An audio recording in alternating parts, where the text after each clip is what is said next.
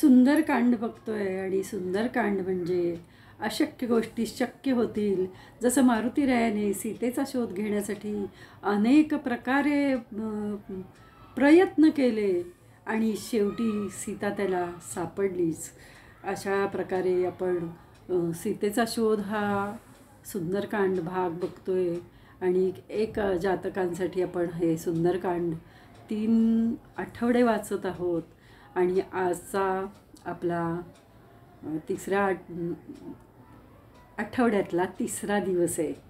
तर आपण बजरंग बाणमधल्या हनुमंताला नमस्कार करून सुरुवात करूया. जय हनुमंत संत हितकारी, सुनीली जय प्रभु अरज हमारी, जन के काज विलंबन कीजे, अतुर दौरी महासुख दीजे. जैसे कूदी सिंधु महिपारा, सुरसा बदन पैठ विस्तारा, आगे जाए लंकिनी रोका, मारे ही लात गई सुरलोका. आणि आपण आता सुंदरकांड वाचनाला सुरुवात करूया. सुंदरकांडमध्ये 15व्या सर्गामध्ये आपण सीता अशोकवनात कशी बसली आहे, कशी बलीन म्लान झालेली आहे ते वर्णन वाचत आहोत. त्याच्या पुढील आता भाग आपण वाचतोय. तिचे नेत्र अश्रूंनी भरले होते व तिच्या पापण्या काळ्या व तिरप्या झाल्या होत्या. तिचे मुख विषादग्रस्त होते व ती सतत दुःखाने निश्वास टाकीत होती. तिच्या अंगावर मळ साठला होता.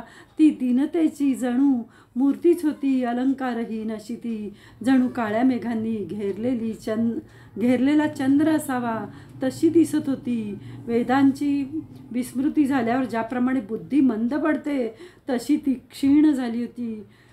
असे पाहून मारुतीचे मन सांशक झाले. शरीर मलिन व मुद्रा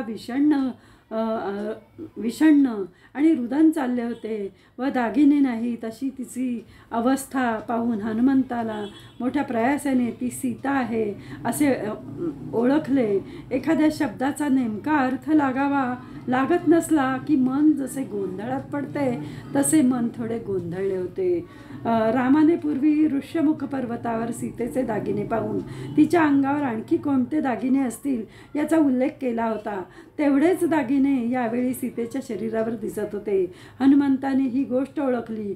कुंडले होती, कर्णफुले होती, हातात रत्नजडित कंकण होते. वापरून जुने झालेले मलिन तरी पण वर्णाप्रमाणेच ते दागिने होते. हेच ते दागिने पाहून रामाने ओळखले. तो म्हणाला, ऋष्यमुख पर्वतावर जी भूषणे सीतेने टाकली ती इथे हिच्या अंगावर दिसत नाहीत व जी भूषणे टाकली नाहीत ती दिसत आहेत.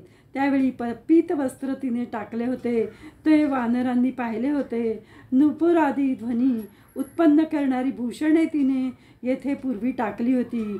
तीच तिच्या अंगावर नव्हती. आता जे वस्त्र तिच्या अंगावर होते ते मलिन झालेले होते पण ऋष्यमुख पर्वतावर टाकलेले वस्त्राचाच तो भाग होता.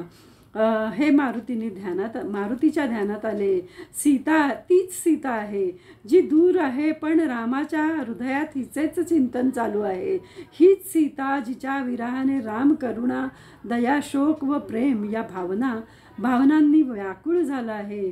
एक स्त्री हरवली म्हणून करुणा, ती आपली आश्रित म्हणून दया आणि पत्नीचा वियोग झाला म्हणून शोक व माझी प्रियतमा माझ्याजवळ नाही म्हणून प्रेम या भावनांनी राम विवल झाला आहे.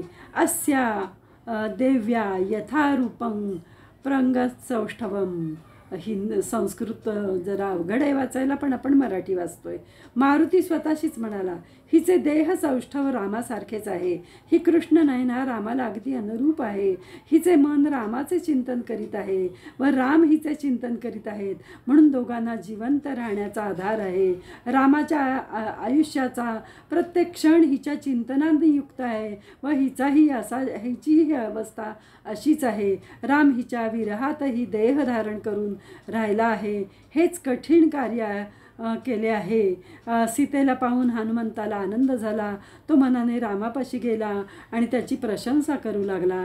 इत्यर्षे श्रीमद रामायणे वाल्मिकीये आदिकाव्ये सुंदरकांडे पंचदश सर्गः समाप्तः. 15वा सर्ग समाप्त झाला आहे. आणि आपण हे सुंदरकांड दर आठवड्याला वाचतोय. 55 जवळजवळ 50व्या रोज वाचतोय. आणि 5 दिवस, या 5 दिवसाचं शुल्क फक्त 1100 रुपये आहे.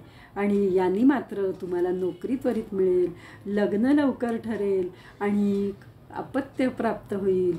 फक्त हे जितक्या तुमचं जे कार्य व्हायला हवं आहे हे तुम्ही माझ्यापर्यंत पोचवलं की मी तसा संकल्प करेन आणि तुमचं कार्य हे नक्की होईल.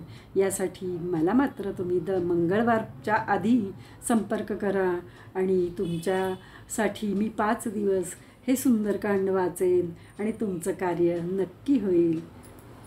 मनोजवं मारुततुल्यवेगं जितेंद्रियं बुद्धिमतां वरिष्ठं वातात्मजं वानरयूथमुख्यं श्रीरामदूतं चरणं प्रपद्ये.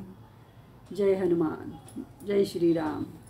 गुरुपौर्णिमेच्या सर्वांना खूप साऱ्या शुभेच्छा.